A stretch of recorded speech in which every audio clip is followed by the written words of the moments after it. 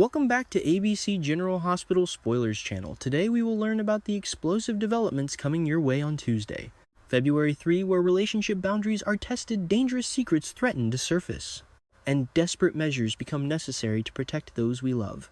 The upcoming episode promises to deliver heart-stopping moments that will leave viewers on the edge of their seats as multiple storylines collide in unexpected ways. Willow's desperate manipulation reaches new heights. In what can only be described as a masterclass in emotional manipulation, Willow Kane finds herself in the comfort of her own home, surrounded by familiar walls that have witnessed countless family moments. But today, those walls bear witness to something far more sinister, a calculated performance designed to pull at heartstrings and secure her position. As she sits there, her eyes glistening with what appear to be genuine tears, she turns to the one person she knows will always be susceptible to her charms, Drew Kane. The words that escape her lips are carefully chosen, each syllable dripping with manufactured vulnerability as she confesses, "I need you more than ever." This statement alone speaks volumes about Willow's current state of mind and her willingness to cross ethical boundaries to get what she wants. The woman who once prided herself on moral superiority has now descended into the murky waters of deception. And what's most troubling is how naturally it seems to come to her. Her lies have become so refined, so polished through constant practice, that even she appears to have lost the ability to distinguish between truth and fiction. This dangerous skill set will serve her well as the week progresses, when she continues her false face maneuver and makes her calculated move against Michael. As for Drew, the poor man is about to receive the shock of his life, quite literally. Perhaps his circumstances take an unexpected and potentially violent turn that will leave him reeling. The urgent search for Anna Devane begins. Meanwhile, across town at the sprawling and elegant Quartermain Mansion, a place known for hosting both joyous celebrations and tense family confrontations, an entirely different drama is unfolding in real time. Brooke Lynn, Quartermain Chase, the sharp-witted former singer with connections throughout Port Charles, finds herself pulled into a mystery that threatens someone she cares deeply about. Young Emma Scorpio Drake, whose lineage connects her to some of the most respected names in law enforcement and espionage, receives a phone call that chills her to the bone. The cryptic nature of the message, combined with the identity of the caller, immediately sets off alarm bells in her mind. Without hesitation, Emma seeks out Brooke Lynn to share the disturbing information she's just received, her voice trembling slightly as she explains her growing concerns about her beloved grandmother, Anna Devane. The legendary former WSB agent, a woman who has survived countless dangerous situations and outwitted some of the world's most dangerous criminals, has now seemingly vanished without a trace. As Emma describes the circumstances surrounding Anna's disappearance, Brooke Lynn's expression transforms from casual interest to genuine alarm. The color drains from her face as fear and astonishment paint themselves across her features, creating a portrait of someone who has just realized the gravity of the situation. Gio Palmieri, who has been quietly listening to this exchange now, finds himself swept up in the urgency of the moment. Brooke Lynn's voice rings out with determination and urgency as she declares to both Emma and Gio, "We've got to find her." The three of them realize that time is of the essence, and every minute that passes could mean the difference between life and death for Anna. They begin formulating a search plan, pooling their resources and connections to track down any leads that might point them toward Anna's location. Marco and Lucas face housing decisions with hidden agendas. In a completely separate location, far from the frantic search efforts and family drama, Marco Rios and Lucas Jones find themselves engaged in a conversation about their living arrangements that carries far more weight than it initially appears. The topic of finding their own apartment has come up, and Lucas, ever practical and forward-thinking, suggests to his boyfriend Marco that perhaps the time has come for them to establish their own independent household. His reasoning seems sound on the surface. Wyndemere, despite its gothic grandeur and historical significance, has become increasingly crowded and less private with each passing day. However, Marco's reaction to this perfectly reasonable suggestion is far from what Lucas expected. Rather than embracing the idea of creating their own intimate space away from prying eyes and curious house guests, Marco appears to dismiss the concept almost immediately.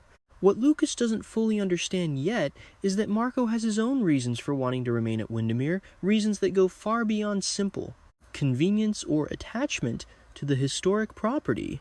Marco is privy to knowledge about their secret roommate and the clandestine laboratory hidden deep within the castle's ancient catacombs.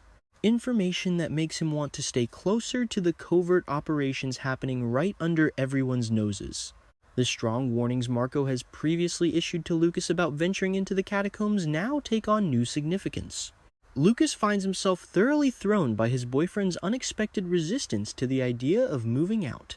The confusion and surprise register clearly on his face as he tries to process Marco's response. A seed of suspicion begins to take root in Lucas's mind. Why would Marco be so adamant about staying in a place that offers them so little?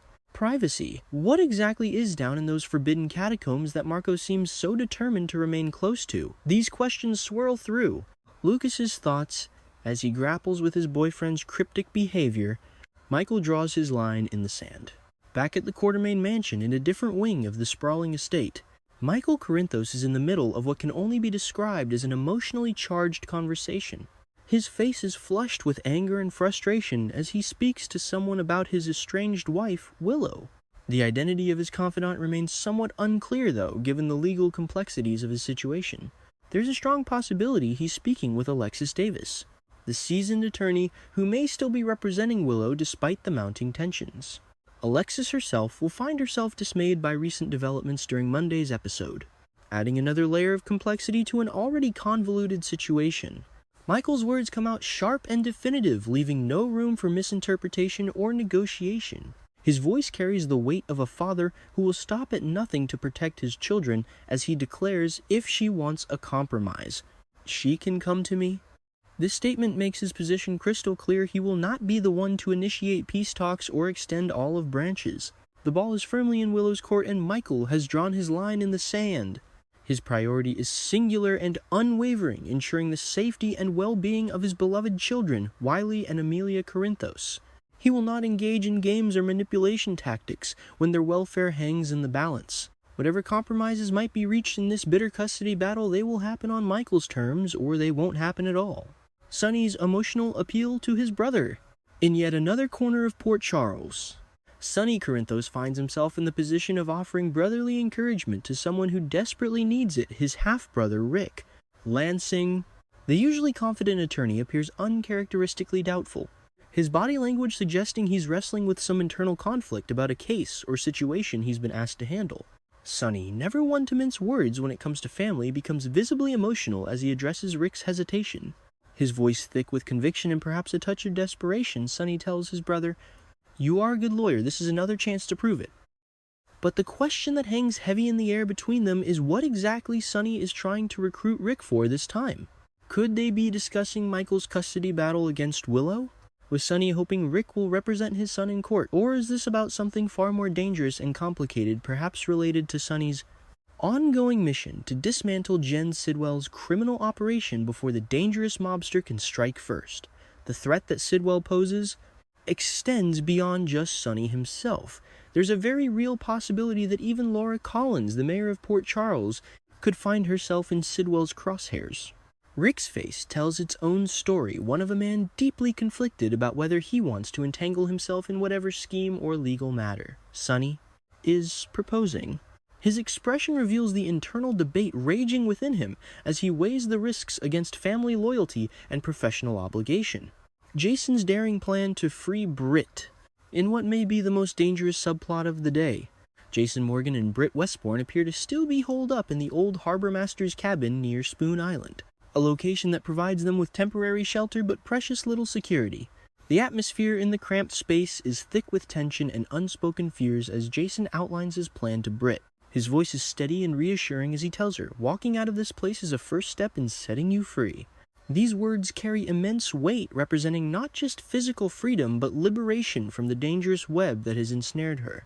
In their previous conversations, Britt has opened up completely to Jason, trusting him with information that could get them both killed. She's revealed everything she knows about Sidwell's operation, agreed to follow Jason's plan despite her reservations, and even consented to the risky process of reverse engineering her vital Huntington's disease medication, a testament to just how desperate her situation has become. The horrors she's witnessed have left deep scars on her psyche, particularly the brutal murder of Professor Henry Dalton, which Sidwell carried out right before her eyes as a demonstration of what happens to those who betray him. Perhaps most shocking of all the revelations Britt shared was the identity of Sidwell's boss, none other than WSB director Ross Cullum himself, a man who operates from within the highest echelons of the international intelligence community. This connection makes their situation exponentially more dangerous, as they're not just fighting against a rogue criminal, but against someone with vast resources and legitimate authority. Britt had tried to protect Jason by insisting they stop seeing each other, warning him that Cullum would have him eliminated without hesitation if he discovered their connection. But Jason, true to his nature, has refused to abandon her to face this nightmare alone, instead devising a plan that he hopes will secure her freedom once and for all.